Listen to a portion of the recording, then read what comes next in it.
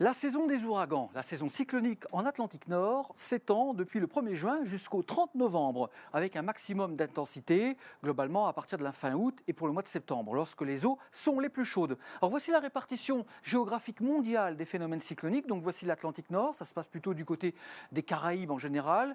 De l'autre côté, sur le Pacifique, il y a une zone cyclonique également au large du Mexique. Et puis bien entendu, nous avons également un bassin cyclonique, l'océan Indien, et puis le bassin du Pacifique Nord-Ouest avec les typhons qui se forment dans les parages de Taïwan, des côtes chinoises et parfois d'ailleurs jusqu'au niveau du Japon. Alors rappelons brièvement comment se forme un phénomène cyclonique, une tempête tropicale, une dépression tropicale. Elles sont tout d'abord cataloguées sous forme d'une échelle internationale dite de Saffir-Simpson qui va de la catégorie 1 pour les ouragans donc jusqu'à la catégorie maximale 5.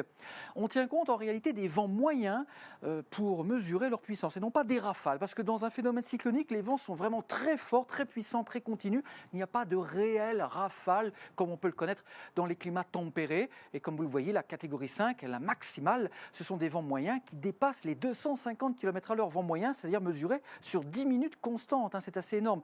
Il avait été question, pourquoi pas, de passer même à une catégorie 6 compte tenu du changement climatique. Or, pour l'instant, ce n'est pas du tout de question, bien entendu, car déjà, les ouragans de catégorie 5 sont quand même globalement plutôt rares.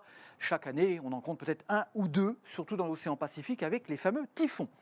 Alors, comment ça marche? Comment ça se forme un petit peu un phénomène tropical, que ce soit une dépression tropicale, une tempête tropicale ou un ouragan? Il faut que l'on ait une mer chaude, au moins 27 degrés sur 60 mètres de profondeur. Donc du coup, il y a une forte évaporation qui forme des nuages, de la convection.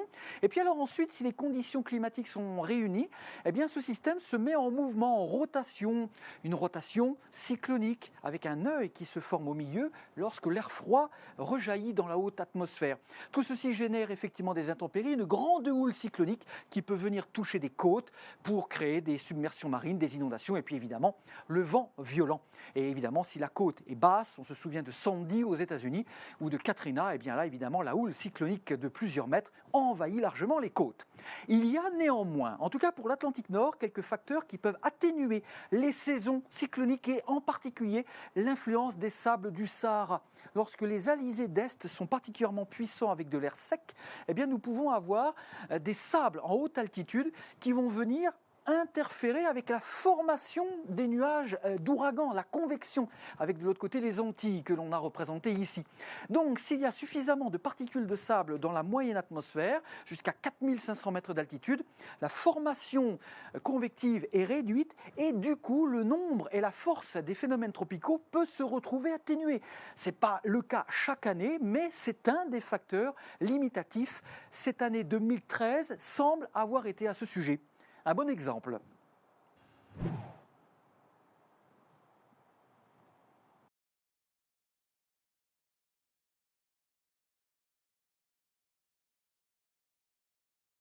Compte tenu du changement climatique, or, pour l'instant, ce n'est pas du tout de question, bien entendu, car déjà, les ouragans de catégorie 5 sont quand même globalement plutôt rares. Chaque année, on en compte peut-être un ou deux, surtout dans l'océan Pacifique, avec les fameux typhons.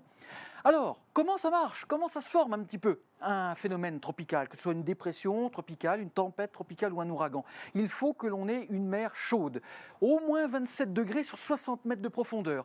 Donc du coup, il y a une forte évaporation. Entendu, nous avons également un bassin cyclonique, l'océan Indien, et puis le bassin du Pacifique Nord-Ouest avec les typhons qui se forment dans les parages de Taïwan, des côtes chinoises et parfois d'ailleurs jusqu'au niveau du Japon. Alors rappelons brièvement comment se forme un phénomène cyclonique, une tempête tropicale, une dépression tropicale. Elles sont tout d'abord cataloguées sous forme d'une échelle internationale dite de Saffir-Simpson qui va de la catégorie 1 pour les ouragans donc jusqu'à la catégorie maximale 5. On tient compte en réalité des vents moyens pour mesurer leur puissance et non pas des rafales, parce que dans un phénomène cyclonique, les vents sont vraiment très forts, très puissants, très continus. Il n'y a pas de réelles rafales comme on peut le connaître dans les climats tempérés. Et comme vous le voyez, la catégorie 5, la maximale, ce sont des vents moyens qui dépassent les 250 km/h vent moyen, c'est-à-dire mesurés sur 10 minutes constantes. C'est assez énorme. Il avait été question, pourquoi pas, de passer même à une catégorie 6.